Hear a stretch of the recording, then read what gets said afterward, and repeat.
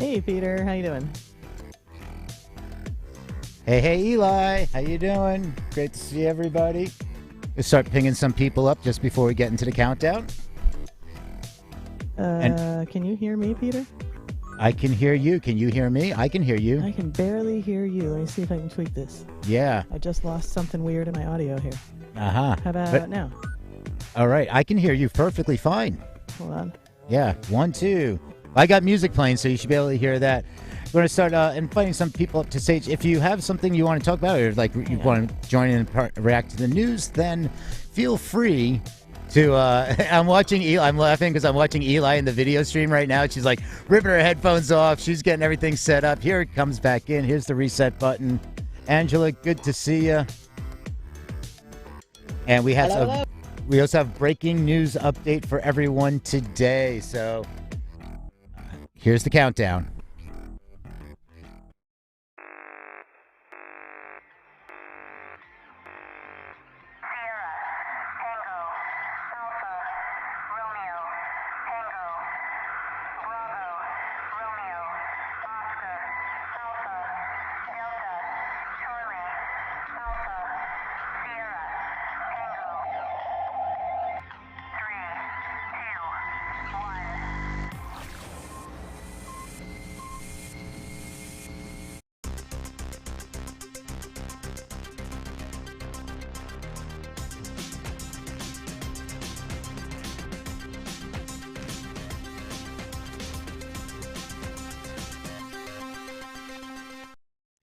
TikTok radio stations. 50,000 attend a New Zealand concert.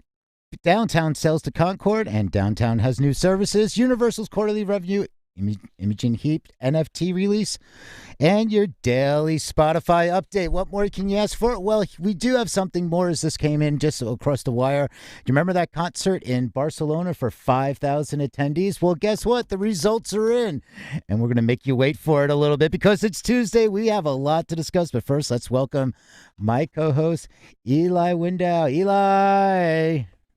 Hey, Peter, how you doing? It's good to see everybody. All right, good to see you. And because for anybody that's tuning in on Clubhouse, we are also live streaming on YouTube, Facebook, Twitch, all the good fun places. And I saw you were running around trying to get your headphones set. You couldn't hear us? Something really strange happened with my audio. As we know, can sometimes happen with audio. It was working great during my sound check, and then as soon as I tried to use it for the show, something weird happened. So I'm going with a backup, but it's great to be able to have a backup. Exactly. Always have a backup plan, they say. So I'm just going to tell you how this works is we're going to read some key sections from articles for the first 20 or 30 minutes or so. If there is something that you feel you want to chime in about, feel free to raise your hand and Eli or I will bring you up. If we don't, and we know there's a lot of usual suspects in here. If we don't invite you to speak, that's only because we're probably reading and didn't see you enter. So feel free to just raise your hand. We'll also be pinging you up during the course of the show. What we do in the back half hour is we open it up as an industry roundtable. So anybody can join in if there's something of a topic that you wanted to discuss. Then, if we missed it or something like that, we can gladly have you come in and join in on that topic. So if you want to access the show notes, so you can go to musicindustrycity.com, and at musicindustrycity.com, there's a graphic and it says Clubhouse Information Center, and you can click on that and then you'll be able to access the show notes, which has all the links to the articles and the headlines that we cover. So feel free to take it away, Eli, with this day in history. All right, let's take a look. First, of course, in memory, let's remember from this day in 2020, guitarist Scott Taylor, who died at the age of 58 from a brain tumor.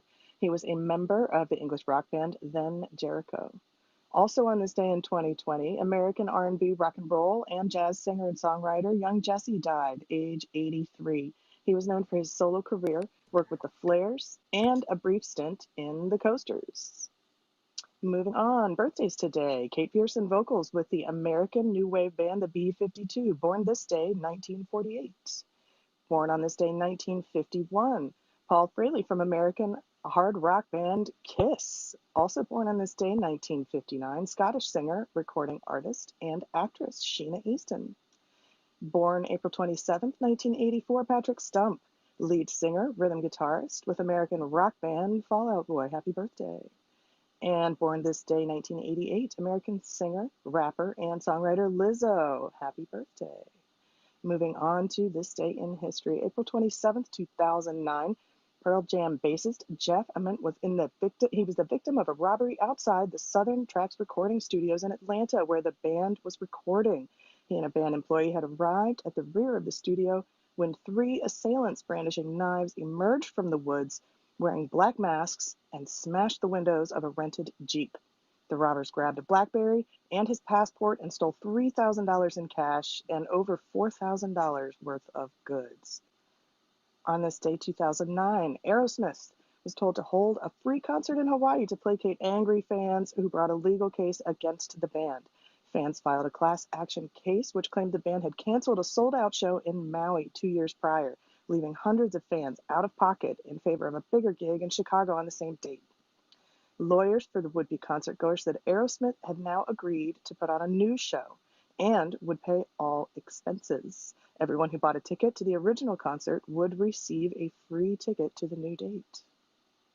And on this day, 2010, music sales in the UK had grown for the first time in 6 years, according to the music industry body, the British Phonographic Institute.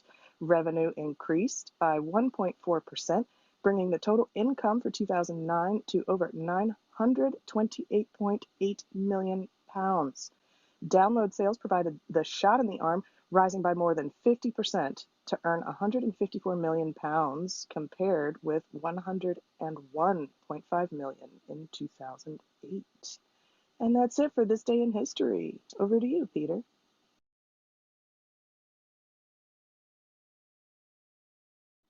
I can't really hear you. Can anybody else? You know something? I really Nope. got to work on that mute button. How about now? Yeah, Great, it's I like, love wait, you can't hear me. Was that your headphones or is that me? That was me. That was all my bad. I didn't have the big red shiny mic live button on. So, but I do have one person that was just in the video feed. They just saw me pouring something into my cup, and it looked like I was like off to the side. You couldn't see. They're like, are you like pouring a cup of vodka? I'm like, maybe. No, it is. It's water, but it is 12 o'clock somewhere. So with that being said, let's get to the news.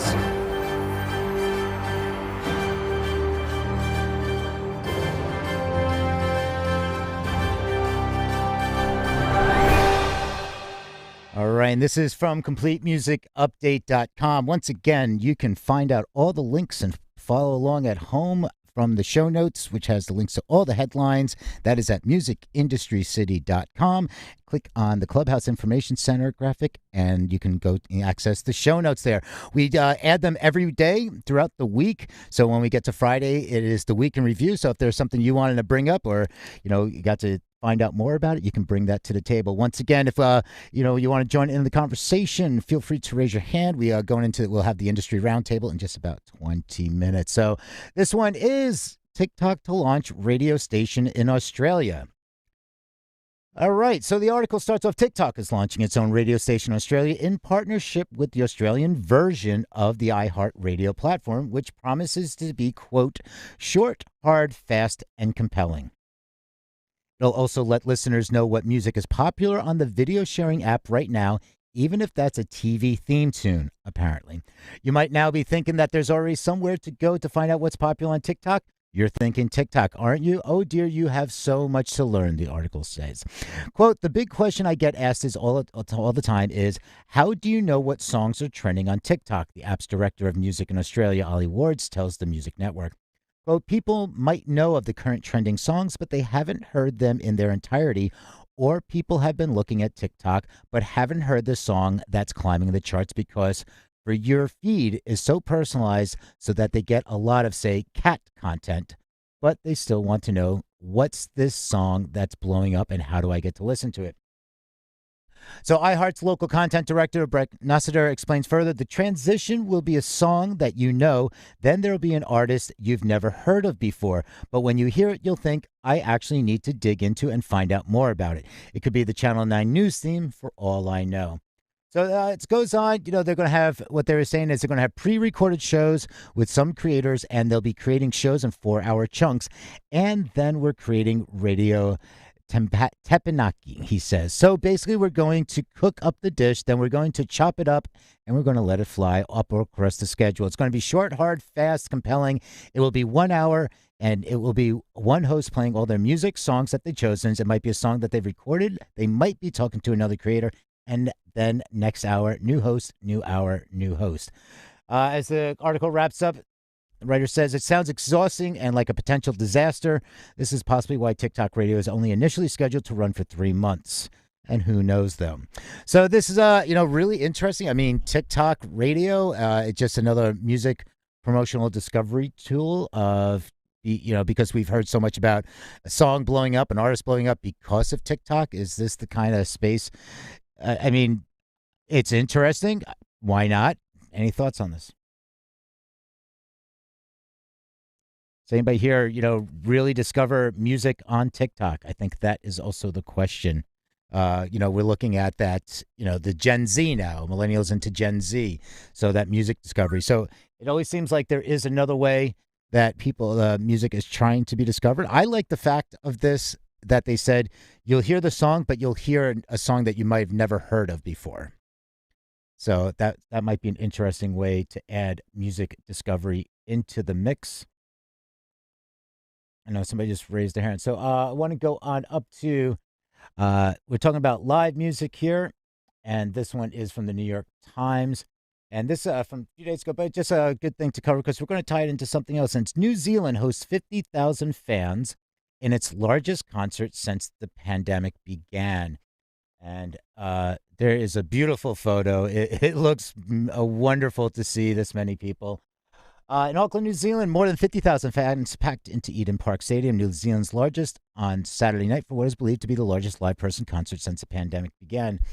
Through a combination of swift lockdown and border closures, New Zealand has all but eliminated the coronavirus with 2,600 cases and 26 deaths reported since the start of the pandemic, according to the New York Times database.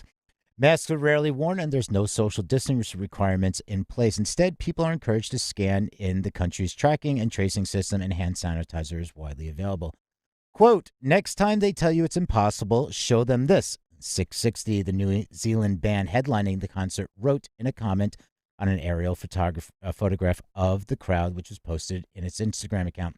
Event sold out in a matter of weeks.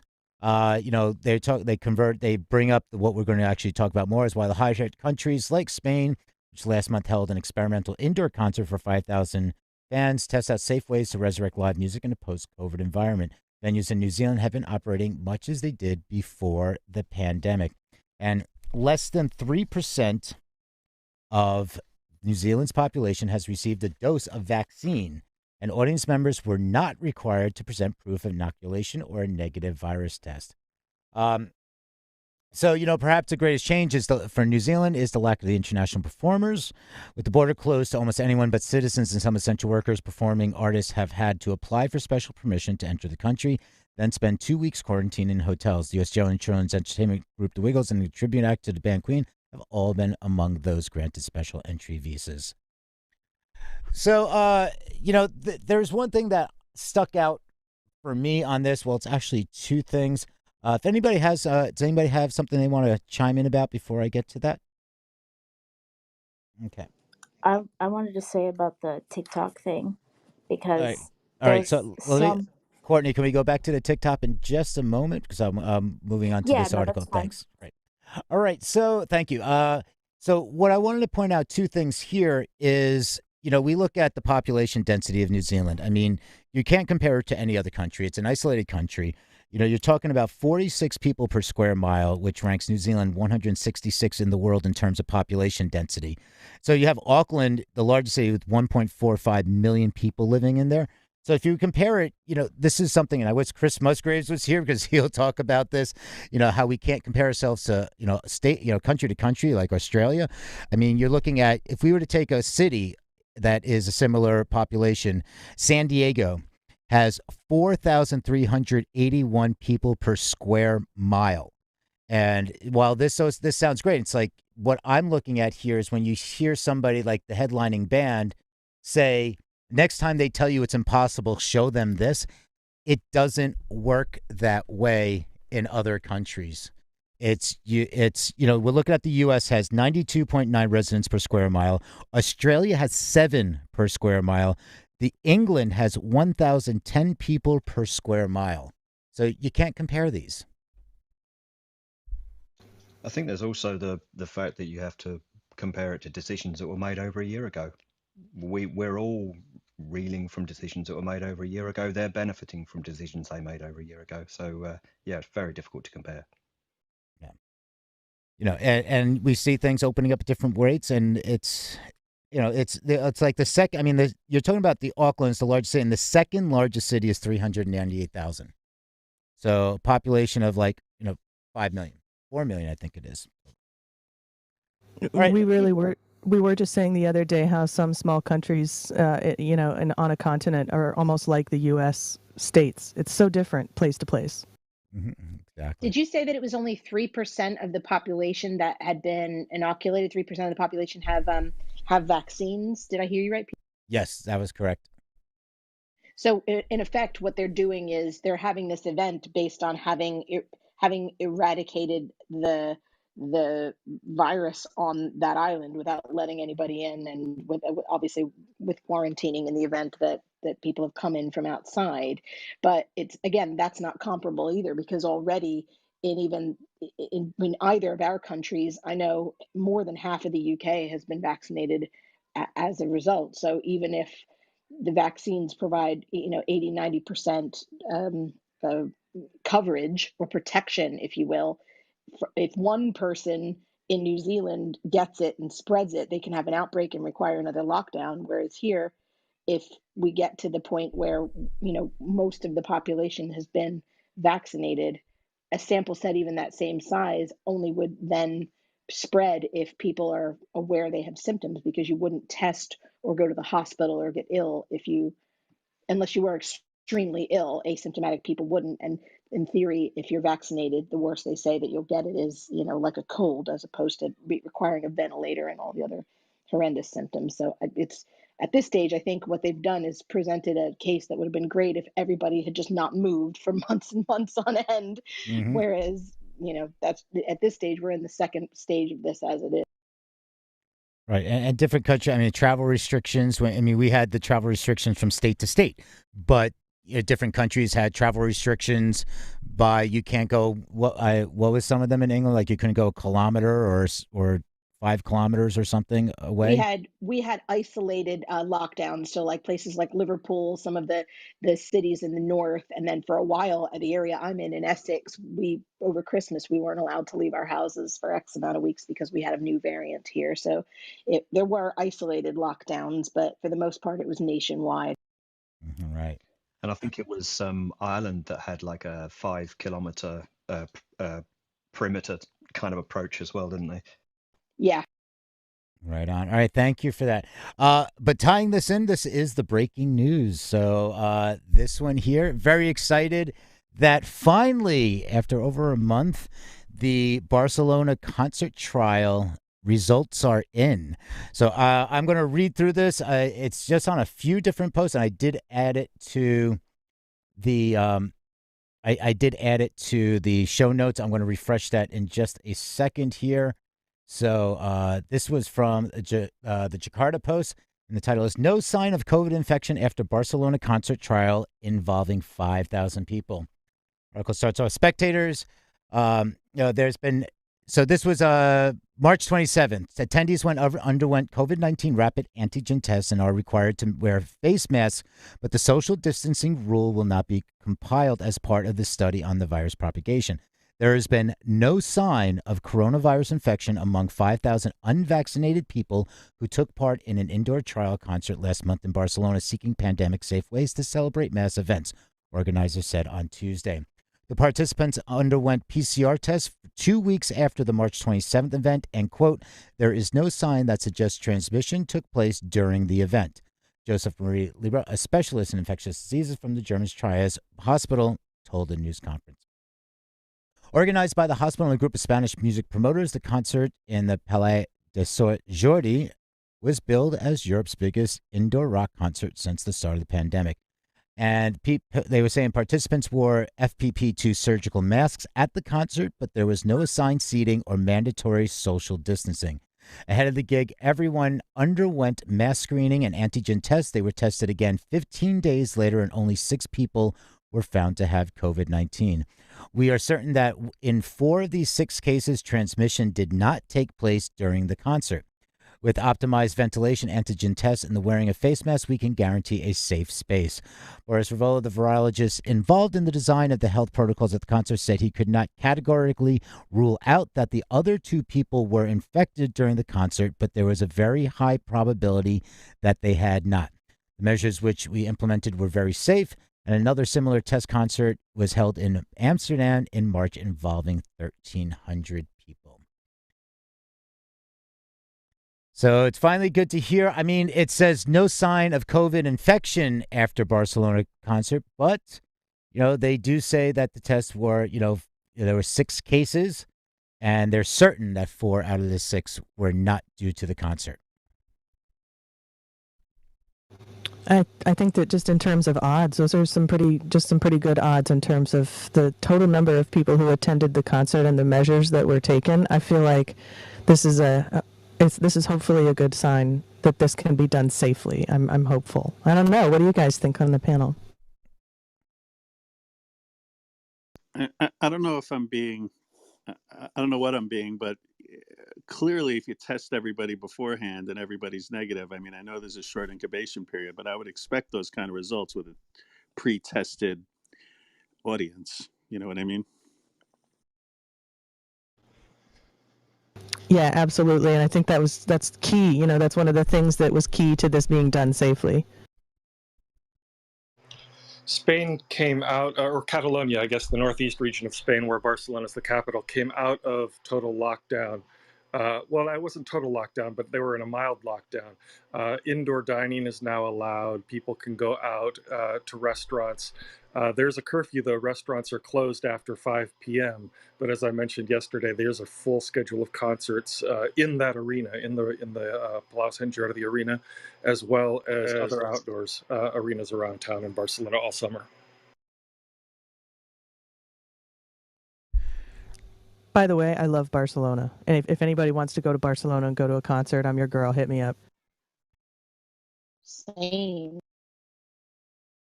Right on. Well, I'll be there all of July. About, I think we're about a month behind that now, because I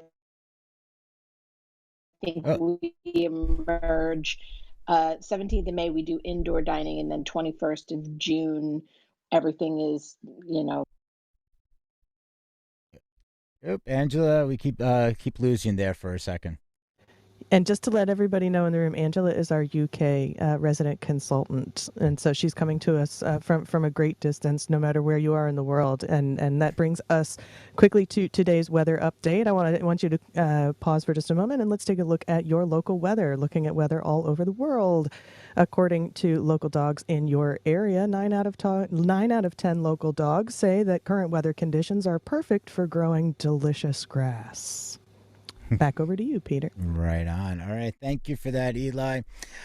Moving on to Music Business Worldwide. And this is, and Eli, I gave you the green bean there. Sorry about that. Totally missed giving you the moderator privileges. So that's why maybe we didn't get to bring some people on up. So Blackstone is buying E1 Music from Hasbro in a $385 million cash deal. Article is in Music Business Worldwide. Financial game giant Blackstone is about to acquire a big bundle of music rights. Hasbro confirmed it has entered into a definitive agreement to sell Entertainment One Music, E1 Music, to entities controlled by Blackstone for $385 million, and that's in U.S. dollars. Transaction is expected to close in the second or third quarter of 2021. The deal will add to a portfolio of music companies under Blackstone that also include music rights org CSAC. Music Business Worldwide has long predicted that Hasbro would end up offloading E1 Music after Hasbro acquired the operation as part of a $4 billion buyout of Entertainment One in August of 2019. Assets owned by E1 Music include the Death Row Records catalog and Dual Tone Music Group, in addition to Production Music House's Audio Network, which E1 acquired for approximately $215 million in April 2019. Subsequent to the closing of the transaction, E1 Music will operate as a separate business unit headed by its current global president, Chris Taylor, and will, quote, focus on building a creator-first music brand with global scale and expertise. The article goes on to more in details here and a few quotes, but, we're going to stick with the theme here about, lots of these mergers and acquisitions going on that we've seen, especially over the past, year or two, and the catalogs. And this one is Music Business Worldwide. This is part of the second article they released, which references the first one. And if you want to follow along, you can go to musicindustrycity.com, click on the Clubhouse Information Center graphic, and you can access the show notes, which has all the links to these articles. Starts off, after selling catalog to Concord, Downtown launches new services division led by Mike Smith. Earlier today, we learned that Concord has acquired 145,000 copyrights from New York headquarters Downtown Music Holdings. In a deal, Music Business Worldwide understands cost around $400 million. After the announcement, one huge question remained: what's next for Downtown? Now the company has revealed its next play. Going forward, Downtown will focus exclusively on the music services sector. Example being a partner to copyright holders large and small rather than owning copyrights itself, in a plan that it says will support, quote, the extraordinary growth of the independent music economy. This is no small ambition. Downtown projects it will generate over $600 million from its music services businesses across both records and publishing in 2021 alone. The first phase of this plan sees Downtown Music Publishing merge with the artist label distribution and marketing capabilities of Dashco. Together, the merged companies will form a new vision called Downtown Music Services, which will be led by Mike Smith.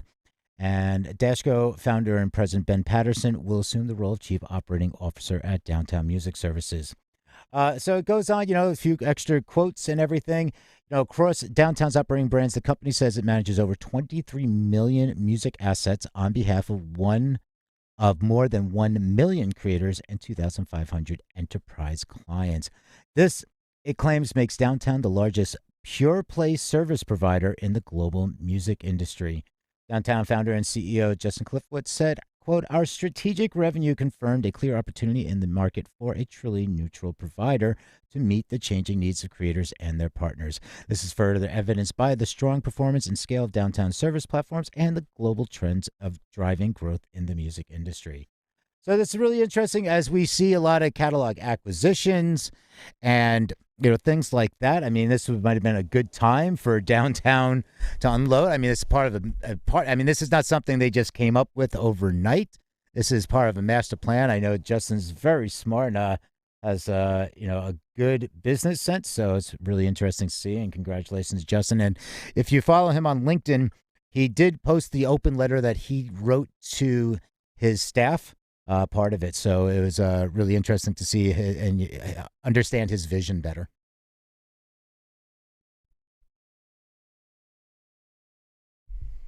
All right. And with that, we are going to go over to Music Week. And we covered last week about Peloton, and there was the topic of fitness instructors potentially becoming the new music influencer in a sense, or a DJ with the playlist. And there's the deals going on with Peloton and creating playlists. So this one is titled Tuned Global Partners with Fitness Brand Cycle London on a Playlist App. Tuned Global has signed an agreement with boutique fitness brand Cycle London to deliver a playlist app to their 70-plus instructors, supporting the use of commercial music within their digital fitness classes. The app will enable Cycle's instructors to search licensed repertoire and create tailored playlists for inclusion in live and on-demand video class workouts for its new Cycle at Home platform. The app is powered by Tuned Global's white label streaming solution, which has been customized for the fitness industry. Quote, being able to search songs by BPM and to use a customizable crossfade in between songs was very important to us. These features were key to offer a great and integrated music and fitness experience to our members, said David Watt, Cycle London CEO.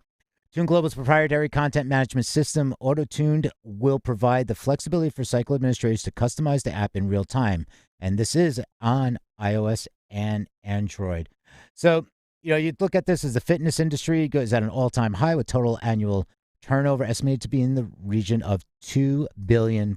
Although COVID pandemic has kept the UK's 6,700 or so health and fitness clubs closed for most of the last year, interactive and home fitness programs have never been so popular. Wellness app installs reached 1.2 billion in 2020.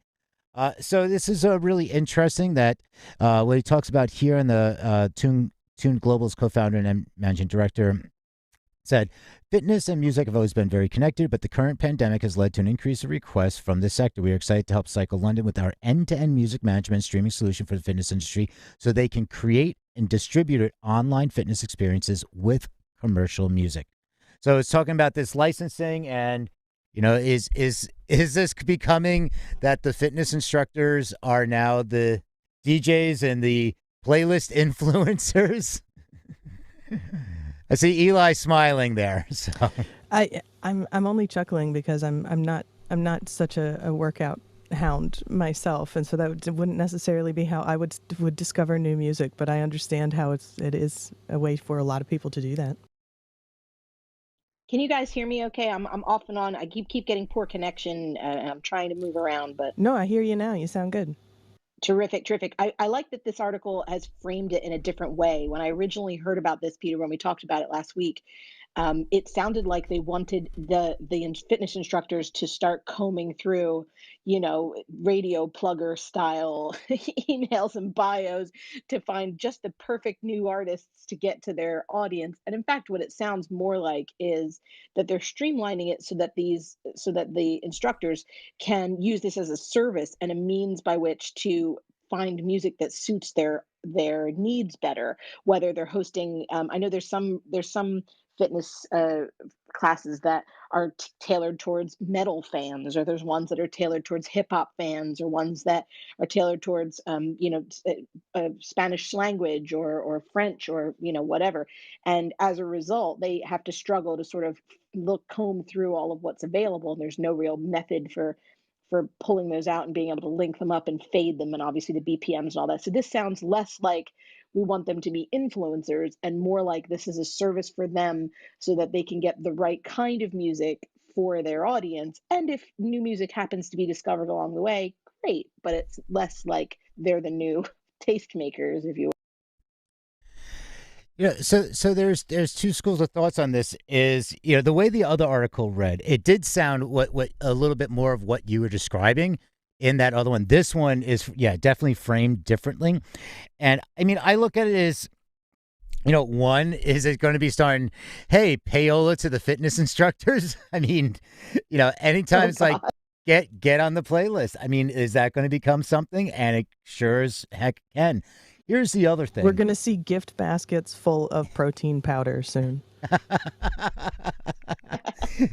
Congratulations on your new job at X Fitness Peloton or whatever. Here you From go. From our record label to you. Would you like to go out for for like this high protein vegan restaurant? We'd love to meet with you. We'd love to get together with you. Our favorite spot is this wheatgrass shot joint. Maybe we could meet there. Yeah.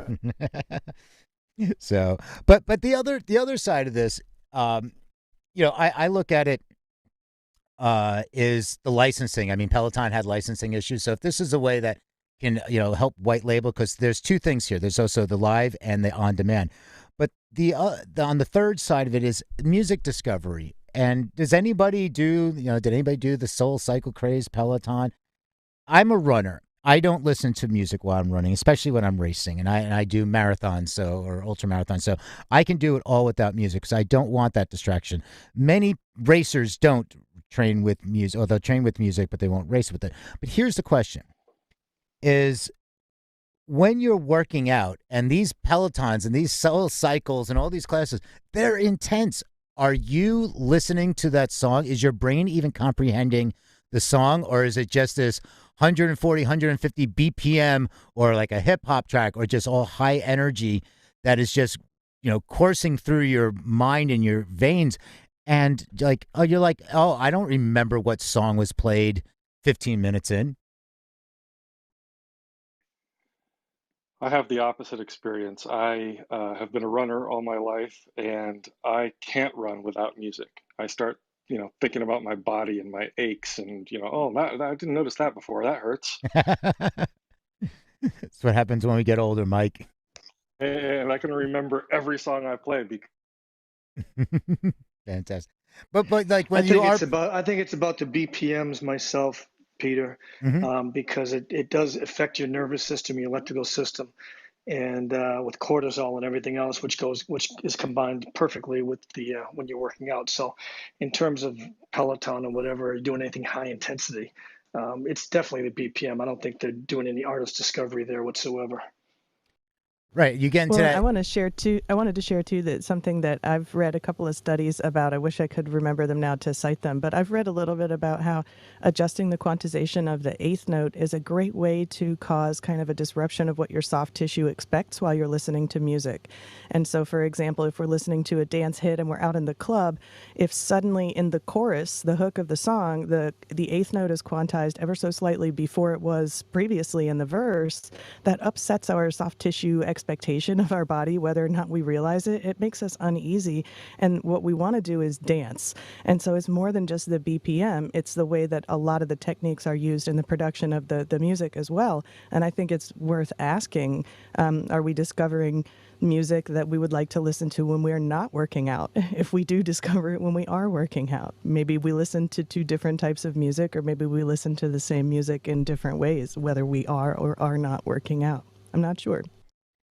I love it. We could really go down the psychological rabbit hole of like the effect of music and the BPMs and trance music and We all could go that. crazy on this. But we're not, because we have a few other articles to get to, and we want to open it up to the round table in just a moment. And I know this is going to be a great discussion right here. A really good discussion point is Imogen Heap releases NFT with collaborative music company Endless.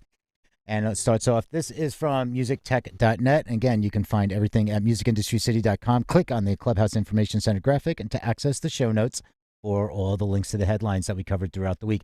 The artist previously also released music via Ethereum in 2015. Imogen has teamed up with global collaborative music company Endless to announce her first collection of digital audiovisual NFTs.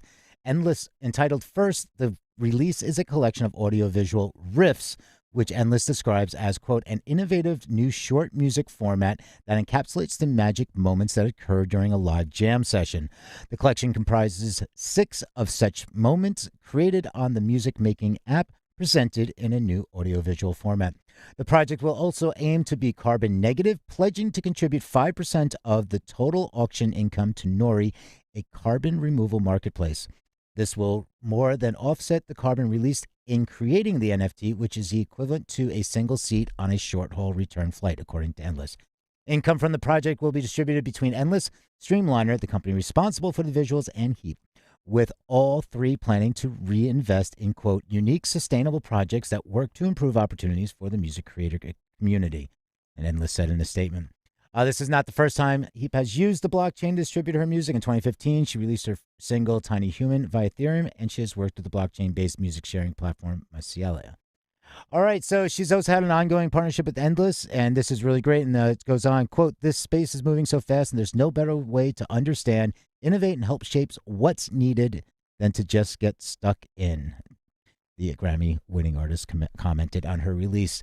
All right, this is planned. The series, Endless, her first collection will be revealed at 9 p.m. BST on the NFT Oasis platform, alongside programmed pre-release show. Great to hear. She has always been ahead of the curve in technology, VR, everything. I just want to throw this over to Andy. I know we're going to talk about this a little bit more in the roundtable, but Andy, can you just give us a little teaser of, like, I think you know a little something about this? Sure. Yeah. It's occupied a lot of my space over the last little while. So yeah, I've produced the reactive graphics for this. Woohoo! Yeah. And so yeah, these little moments, I mean, we're basically talking about kind of capturing inspiration moments as they've happened and then sort of turning those into something that people can sort of enjoy in their own space. And who knows where these will go? These inspiration moments could end up being songs that she works on later on and become something that then people can look back on and go, wow, okay, that's where that all started. But Right it's on. been an amazing experience, and we're trying to do it as a kind of best case that we can do with an NFT drop at the moment, with all those different aspects. But I can go back into later on in the roundtable. I can go into all of those individually if anybody wants to know anything about all of those different sort of aspects that we're trying to build in. Yeah, I'm looking forward to that. So yeah, we are we're just gonna start closing up this block and get ready for anybody else that wants to join the conversation. But so thank you for Andy, and we're looking forward to more talking about this in just a moment. But we are gonna go into the Spotify spot. Ah, the big green dot, it hits the spot. We're about ready to start our Spotify spot for today's Music News Power Hour. But before we do, I want to welcome everybody who's listening, not just in the Clubhouse for iOS room, but also on streaming platforms across the web worldwide. Thanks for listening in and joining us. This is the Music News Power Hour, and you can visit musicindustrycity.com for more information about all the articles that we're referencing today. If you're in the Clubhouse for iOS room and you'd like to join our conversation, please raise your hand. If we haven't invited you to speak, it doesn't mean that we don't love you. It means probably that we're reading something, honestly. So if you'd like to contribute to the conversation, please feel free to put your hands up any old time that you would like. Raise your hand and join our discussion right here, Music News Power Hour. Let's go ahead and move into the Spotify spot, Peter. Right on. Thank you for that. All right. So we have two quick Spotify updates, and I mean, there's more, but we're only going to go with the two today. Every day is there's multiple announcements or something going on. So this one is in The Verge, and you can play music and podcasts from your news feed. So the Spotify mini player for Facebook launches today. So if you've seen your Facebook a little different, you're wondering why, this is what happened. We were talking about this is part of Facebook's bigger plan.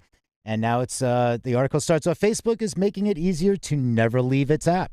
The company's partnership with Spotify is coming to fruition today in the form of a mini player for the news feed that'll allow people to play music and podcasts from within Facebook. Audio content can be shared from Spotify to Facebook. And once on Facebook, listeners can press play and listen to it even as they scroll around. It'll be available on both iOS and Android and in 27 markets, including the U.S. at first. More will follow in the coming months. Users will also see the mini player on shared videos that have music in the background. A play button will surface after the video finishes where people can play the song. Facebook listeners will hear the shared track, and once it ends, Spotify will continue to play music on shuffle as it usually does. Free users will hear ads too. The ads will come directly from Spotify, but Facebook will receive, quote, limited data about users trying the integration, including subscription type and metrics to assess the mini player's performance. It won't use this information to target ads, Spotify says, and listeners will have to consent to the data sharing when they first start the player. This partnership comes along with this larger audio push from Facebook. The company announced multiple new features last week, including its Clubhouse competitor live audio rooms, as well as shareable short sound clips called sound bites. Facebook CEO Mark Zuckerberg also emphasized an interest in podcasts, and this partnership is one way people will be able to listen to shows without sacrificing any Facebook time. Just what we want to do. We don't want to sacrificing Facebook time. Yeah, I mean, this is big. Oh, man, don't mess with my screen time. Don't mess with my screen time. Yeah. This is big. I mean, could this put a real big dent in Apple Music and Apple Podcasts? This is, if people, but, we also see that people have left the Facebook ecosystem. But you talk about Oculus and people buying an Oculus Quest. And now it's like, oh, if you want to be in VR and you want the affordable headset, you have to have a Facebook account, and then it's all going to be integrated into that headset. So it's there's a lot. This is a bigger move than people can really, I think, understand for the most part. Like for the normal people out there, just the daily users, this is going to be a game changer. And one more thing, just to really wrap up on the Spotify, it's raising the price of its family plan in the U.S. Spotify is increasing the price of its premium family plan in the U.S. as of April 30th. It will cost $16 per month, up from $15 monthly, to get up to 6 of the same household access to the company's ad-free listening experience. Spotify announced the price hike in an email sent to current subscribers. We are increasing the price of Premium Family so we can continue to bring you new content and features that you can enjoy as a family and as individuals. We've reached out to Spotify for confirmation and more information, said Engadget. But according to the email, Spotify will extend a 1-month grace period to current subscribers. That means they'll see the increase reflected during their June billing period. Spotify, while they said you never like to see the price of the service go up, U.S. customers don't have it too bad, at least at the moment. Per The Verge, Spotify is increasing the price of its student, duo, and family subscriptions in the U.K. and parts of Europe. And those will go up a few pounds each. Whether you live in the U.S., U.K., or Europe, the price of an individual Spotify premium subscription isn't going up at the moment. And that's it. That is the big update. I also want to point out something here for anybody that's in Clubhouse land that hasn't seen the latest update. If you see somebody with the phone icon on the screen there up on the stage, that means they're on the phone, like a real phone call. And that's a new Spotify update because many times people would just disappear and you would lose their audio because the phone, a phone call came in. So this is now we know who's on the phone. Yes, but now you can't fake a phone call if you're in a Clubhouse room and be like, oh no, I just ran outside to hang the laundry. Psych, I was on a phone call. Now you can't fake it. You got to really be on the phone. Right on. You just said psych. I love that. Yeah, I had to. It's throwback, had to. Fantastic. All right, I want to kick back to, while we have Andy here, this is, an amazing opportunity to hear more. Andy, can we talk about this, the NFT, kind of briefly just give us that, what goes into place there and what was the end goal? What is that goal? And how are they using this? And I know she has been amazing about, just being so ahead of the curve with technology and blockchain and everything, and also with VR and integrating all that. So Andy, could you just give us a little, kind of tell us the story about how this came to fruition? Sure. It was interesting because obviously you mentioned that she was involved in the first sale of music on the Ethereum blockchain back in 2015. And I was involved in those workshops and how that sort of culminated. And that caused a little bit of a stir at the time as to how that might affect music moving forward. And then kind of blockchain sort of disappeared from the music conversation for a little while as people were trying to get their head around it.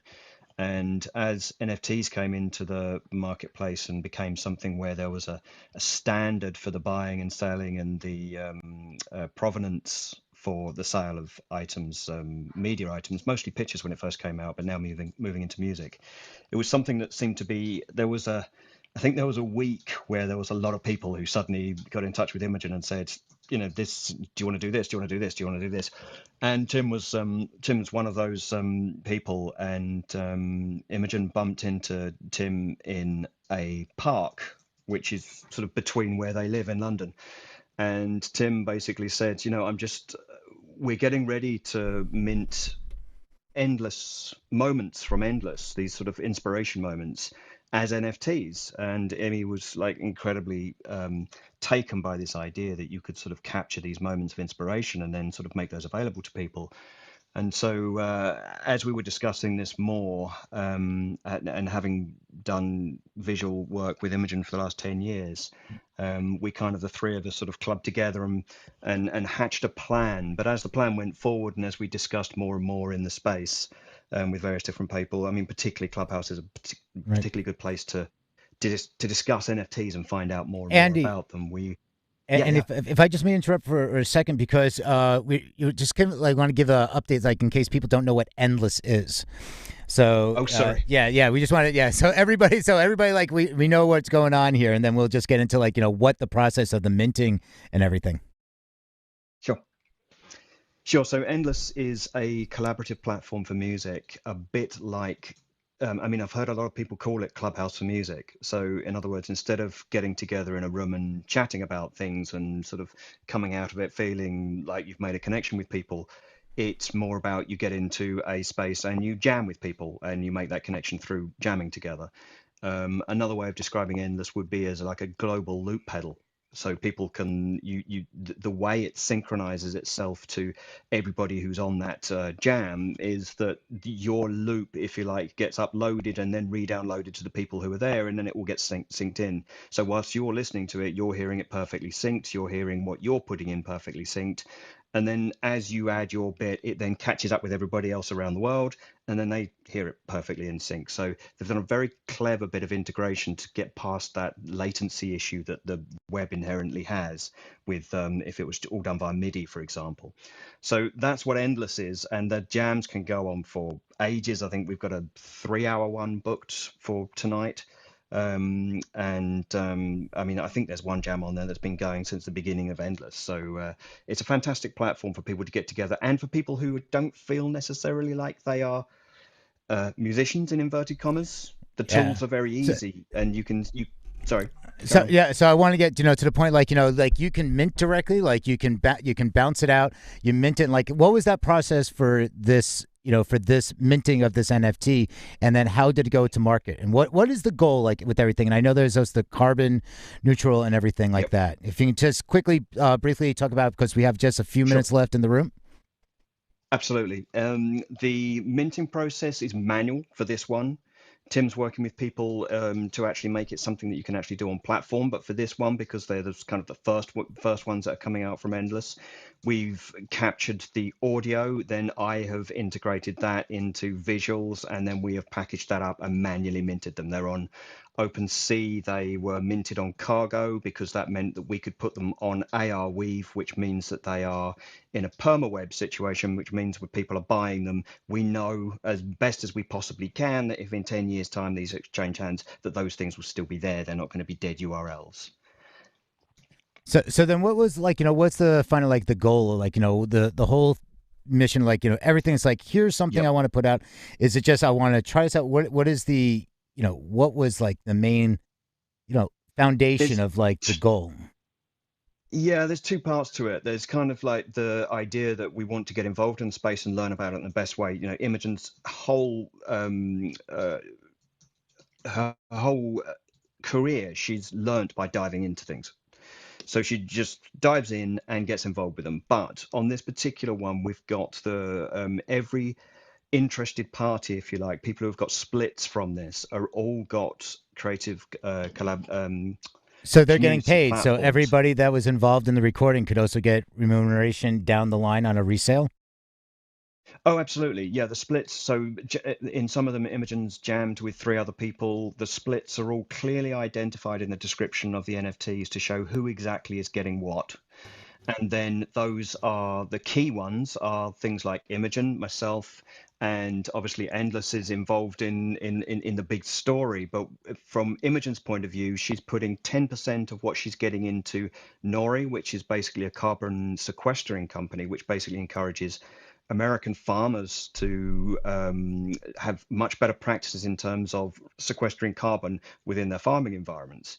As well as a load of other different projects, and we should hopefully be massively carbon negative on this. Right. And then the Creative Passport is Imogen's space to help artists in the future and get sovereign identities. Right. Awesome. Andy, Thank this you. is amazing, and I feel like the possibilities here are just truly endless. So I really appreciate you taking this time to share all of that with us. This is something that I think a lot of us wish we understood better than we do. And so it's it's great to hear you talk about your experiences, and it's really encouraging to me to hear that the split is included right there. My Clubhouse friends love to tease me. My motto in life is split sheet or don't spit. And so I love that the split is right there involved in the creation of the NFT. I think that's incredible too. The whole thing is incredible, but that particularly is pretty sparkly, shiny to my attention. As we move into the last 5 minutes of this Music News Power Hour, I want to welcome to the stage, we have No, Victoria, Lawrence, Todd, Kevin, and Jazari. I want to say thank you so much for joining us, and I wanted to ask if any of you have any final thoughts as we move into the last 5 minutes of this Music News Power Hour. We've covered a lot of topics today. This is Noe.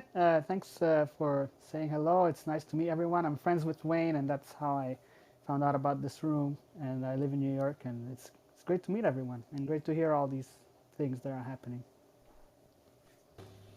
Well, thanks for joining us, and I'm glad that this is your first time. I hope you'll come again. We are here from 12 to 1 Eastern Time every weekday, Monday through Friday. We try to cover music news headlines that we find interesting and that we think you might too. So please join us again, and thanks so much for making today your first day. Of course. Victoria, Lawrence, Todd, Jazari, Kevin, any final thoughts for us? Thanks as always. Information. It's a day. Todd, I think you're breaking up. We're gonna have to come back to you, or is that Lawrence? I'm not sure which one. No, that's Oh. I'm fine. Hey, I think Lawrence. Todd was breaking up. How you doing? A great, really informative room as usual, guys. Thanks so much for it. I had first of all, the amazing work, Andy. Really excited about this. Imogen is always, like always on the cutting edge of everything, and I've known Tim for a while as well, and BT, and their big, endless aficionados, and I've been in some of the jams and Clubhouse, and it sounds pretty amazing. So very excited for that NFT.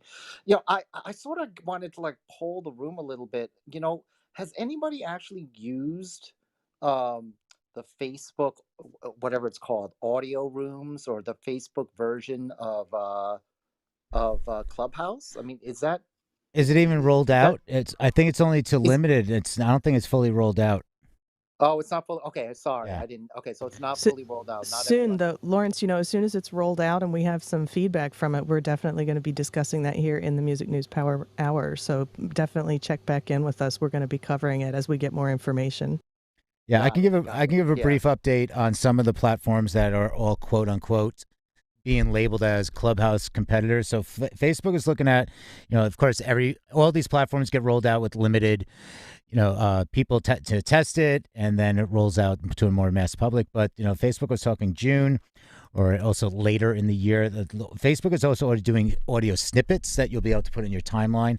But Twitter has Spaces. Twitter is rolling that out even more to access now, and they were going to Android, so that was a big move.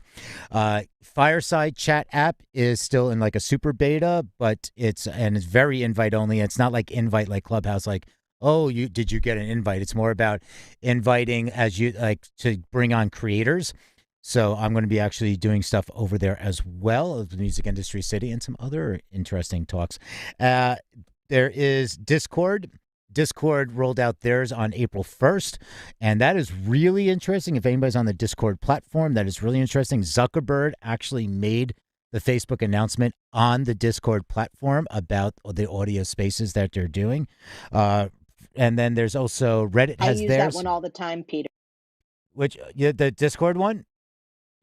Yeah, I'm in a group for a radio group that I belong to, and we all do a bit of feedback for artists as a sort of service to independent artists, and we've had up to 99 in the conversation, and it works very much like Clubhouse, but it doesn't have the visual aspect. I'll find something on it that we can include in the next news thing tomorrow in the Power Hour tomorrow, so that maybe you can provide that information if anybody wants to know. But I have firsthand experience with it. Right on. Thank you for that, Angela, our UK correspondent, with the non-British accent. I know, it's confusing, but she is our UK consultant. I mean, she definitely is. Any more final thoughts as we finish out the room? As this is the Music News Power Hour, we try to keep it to an hour. Todd, welcome. Thanks for joining us. Hi, can y'all hear me okay now? Yeah, you're back. All right. Yeah, all right. No, I just wanted to say thank you for all the informative news, and it's a great way for me to ease into my day out here on the West Coast from 9 to 10. So thank you all very much. Thank you, Todd. Oh, thank you. Also, coming from the West Coast, it's actually my first time. I've been on Clubhouse for a solid 2 days. So, it's just exciting kind of getting to know everything and learning. So thank you so much. Welcome. All right. Enjoy the Excellent. Thank you. Yeah. And you have just a few more days of the party hat icon. That's right. And then you can take off the party hat on your profile picture. Wayne, how about you? Any final thoughts as we close out today's Music News Power Hour? Yeah, I just wanted to say thanks again. As always, this is incredible information. I was really interested to hear about the way back in the beginning, Peter, when you were talking about the concert in New Zealand and how that went, and the sort of the how they were, trying to say, everybody else can do this. I thought that was interesting, and I agree with the sentiment that, a lot of countries are, everywhere is a different place, and it's really not good to make comparisons. Right. Yeah. And we're going to keep covering that, Wayne. I'm glad you brought that up as we close out today's hour, because we're going to keep covering that. I think that's something that's on everybody's mind. I'm pretty sure that everybody here in this room can't wait to hear some good news on that front and get some good returns on these metrics. So thanks for bringing that up to us again.